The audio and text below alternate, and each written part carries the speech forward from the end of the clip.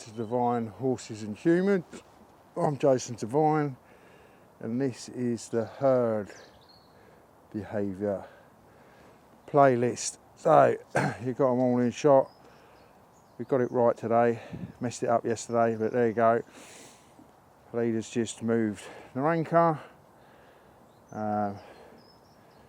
They're off up there. I would say they're going for a drink. And you're left with Divine. So,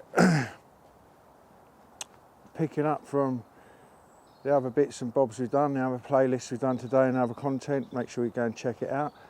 Make sure you subscribe, become part of the herd. And what I was talking about is lifestyles. About lifestyle can bring you happiness. If you're not happy with where you are, you need to go and change your lifestyle. You need to go and look at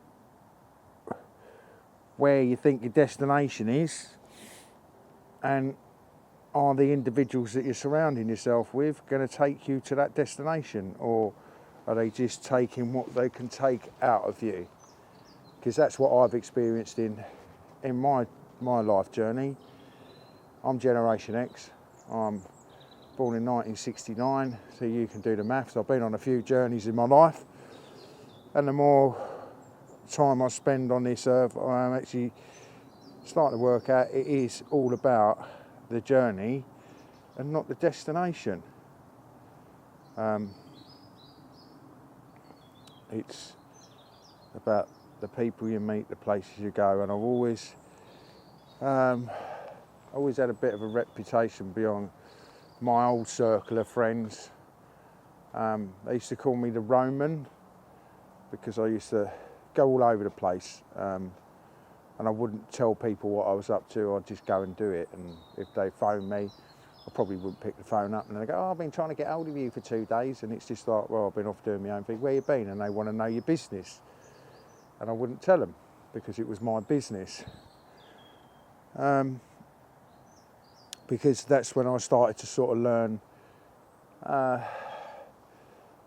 especially in motorsport, from when I was about, 16, 17, I went to college and I studied motorcycle mechanics, and I passed my practicals, but I couldn't do the theory, so they basically kicked me out of college. Not a lot going on the behaviour side of things, but it's quite nice to see Narenka just being left alone and Divine just being happy with that corner. So anyway, yeah, so I couldn't take the qualifications because I couldn't read the questions in the exam. Here we go. She's going to move her. Yeah, she's moved her, but she actually moved her quite nicely. Oh no, she's going to spin up. No, she still moved her quite nicely. But that's pressure, right? That is the pressure of the thought of, I will bite or kick you, the threat. And this is what you need to understand about horses, because a lot of humans will act this way. They will use psychology and their body language to threaten you mentally. They will get into your brain mentally, and then if they get into your brain mentally, they get hold of you emotionally. So anyway, so going back to sort of college, and I met this guy in college, and like, you got to think, up to this sort of age, I've been all around the place, been all around the world, lived everywhere, trying to find a new place to start with me and my dad, and it hasn't worked out, and we've ended up back in England. And I meet this guy, and I think he's a friend of mine. But I kept kidding myself. For 25 years I kidded myself with him.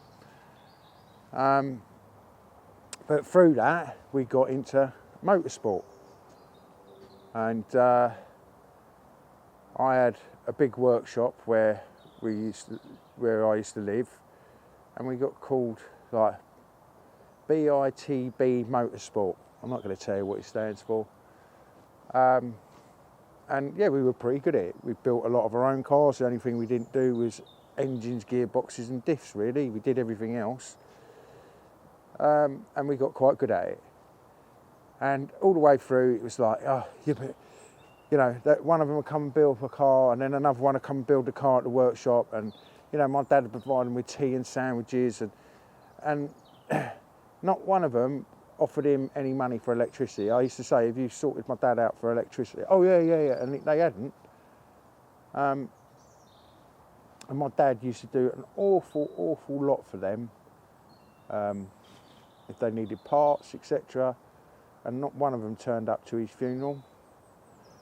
And that's another thing, that's a defining turning moment for me when my dad died. That really made me wake up and smell the coffee, because my dad brought me up. So I'm estranged from my mum. I don't have anything to do with her and her family, because it's just easier that way for me. Otherwise, I find it very stressful, because she's never going to be the mother I want her to be. I'm never going to be the son she wants me to be. Anyway, yeah, so we went for all this time doing motorsport together, but what I started to learn was out of these guys that they would take off of me, right? But when I wanted something back, or never had time, had more important things to do, places to go, this, that and the other. And I like a fool, I would give up appointments, I would move things around. I'd even lie to my partner at the time that if I was going to work on someone's car, you're not going to work on such and such. She's got, no, I'm going to do this. And because she could see it, but I couldn't see it. And I was always like, oh no, they're not like that, they'll come back. Because it's funny how, once again, recently in the last 10 years, I met somebody, comes from a very, very big family. They very much look after each other. They do a lot of things as a family unit, and he doesn't want anything to do with them. He doesn't want anything to do with his family, right? I don't know why, and I don't really care why, but the odd thing is that that's the one thing I want, is family, because I haven't got a family. I've got this herd of horses, my landlady, and 2 particular friends of mine. That's it. And that's why I was into team sports, yeah? And then I got into this sport, and I thought it was a team sport, but the more I started to be around it, the more I was like, it's not really a team sport, really. It's high-powered, very rich people that think they're playing golf from the back of a horse. And if you've got enough money, you can buy a team to make you look awfully good on the field, and you are crap at it. But you've got the finances to wrap professionals around you, real good professionals. Yeah, and so that's another reason for doing what I'm doing here, because I'm trying to work out for the life of me what I do with horses. Why can't other people understand what I do with horses? When I try and go and work in the industry, why is it that I end up getting punished because I can get something quite simply done with horses? Why is that? I don't understand that mentality, because I know if I was on a motorsport team and someone new came to the fold, I wouldn't be defensive of them. I wouldn't try and destroy them or manipulate them. And then they said to me, well, I'll tell you what, why don't we, like, for argument's sake, why don't we put round wheels on it instead of squares, just for argument's sake? And I go, yeah, let's give it a go. I wouldn't go, oh no, we've run square wheels for years and that's the way it works, and you know, square wheels are the way forward. And that's all I hear in the British equine world. That's all I hear. That's the way it's done. And if I use my stick, my string, my lead rope, my halters, any of my equipment, that it's going to mess up what the horse already knows. And that is complete and utter BS. And that is all to do with humans' insecurities.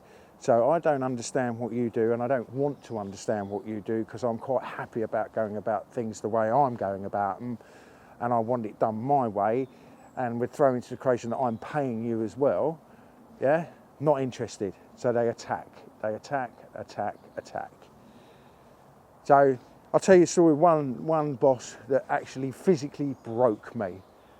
And I believe that he was out to do that. So first off, I went and worked with him, and he said he was going to meet me. This was another thing that I'll tell you about British equine owners, horse owners, or business owners, I'm going to say. They automatically assume that you know what they're thinking and how they want a job done. So let's take, for instance, mucking a horse out, right? You do it your way, and then they will pull you, and they will pull you apart, and they will pull every stable you've done, and then they will stand there and show you how they want it done because it hasn't been done the way they want it done. And I would always turn around and say, yeah, well, you didn't explain that to me and nobody came and saw me. And then 9 times out of 10, it would be, oh, didn't such and such come and show you? And I was like, no, they didn't come and show me. And then you get such and such coming up to you going, why did you say that? Well, because you were supposed to meet me.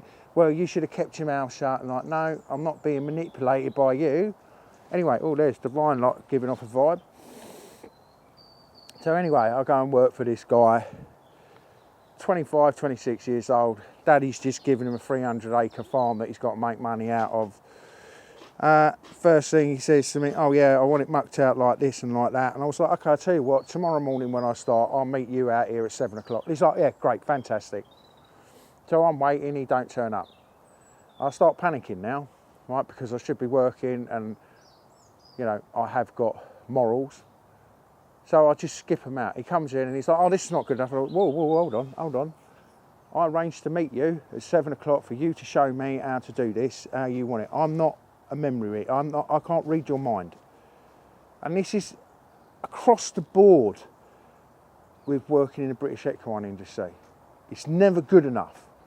The boss will always come in and show you that they can do it better. And I think that's an insecurity thing. Anyway, I'm good at my job. I do a good, clean, thorough job. Mrs. Patron, who's the landlady, had horses since she was 4 years old. And if she was here, she would tell you. Anyway, so I worked with this guy and he gave me this one particular horse. And like, this horse, you do what you like, but the others, you don't touch them. I was like, right, okay. So I started working with this horse and this horse came really, really good. We went and played a game with her. She was really good. Went and played another game, really, really good, right? And then he started telling me it was nothing to do with what I had done. It was nothing to do with what I had taught her. It was all to do with the equipment and the bit that he had chosen to put on his horse. It was nothing to, and he kept making a huge point about it was nothing to do with me. And it was everything to do with me, yeah? Not that I'm going to stand there and argue with him and I was go, yeah, right, okay. So he would just set me impossible tasks. And me being me, when an impossible task is set, I will do my utmost to do it. You're not going to beat me, I'll show you. And I did it. And then one day he put me on a horse that we'd rebitted and the saddle that he had on her didn't fit her. And I told him this and he was like, no, it should be fine, should be fine.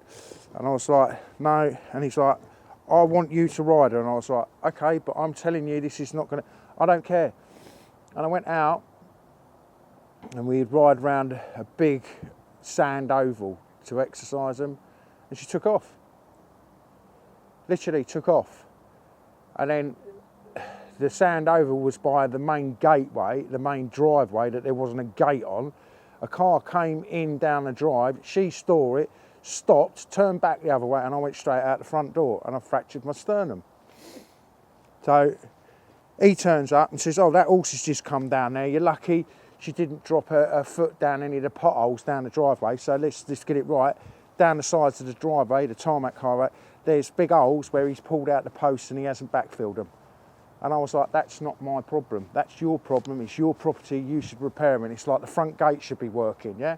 Oh, no, they'll never run out there, whatever. And I left there. I went to the hospital, took an x-ray of my sternum and I fractured my sternum. And when I rang him up and said to him, I won't be coming back, he pleaded with me. Have 2 days off, he said. And I said, no, enough. You set out to break me. That's what you wanted to do. And you broke me. Because when he was on a one-to-one with me, real nice fella. But when these peers around, just treated me like a piece of SH1T on the bottom of his sole of his shoe. Anyway, that's a little waffle of what I've worked for. Not a lot happening in the in the herd behaviour side of things today. It's quite peaceful, it's quite nice to see, to be honest with you. They've got some equilibrium going at that. So at that, hit the notification button down the bottom. Make sure you turn on the icon so you get notified when we upload. Go and check out the playlist for Norenka, Pleader and Divine. Check out the daily playlist of the feed intro and the daily intro. 6 bits of content loaded up over 5 days a week. So like, comment, share, subscribe. Oh, and if you're going to drop a comment, be respectful. I'm looking for a like-minded community that I'm showing my lifestyle, my hobby, my passion, and I'm trying to show people that there's a different and a better way. It's not how to, it's how I do it. I'm not telling anybody how to do it because I know everybody here, especially in England and the borders of Surrey, Sussex, Kent and Berkshire, know exactly what they're doing. And this stuff is just circus tricks. So at that one, I'll catch you in the next episode, and that's on the flip side.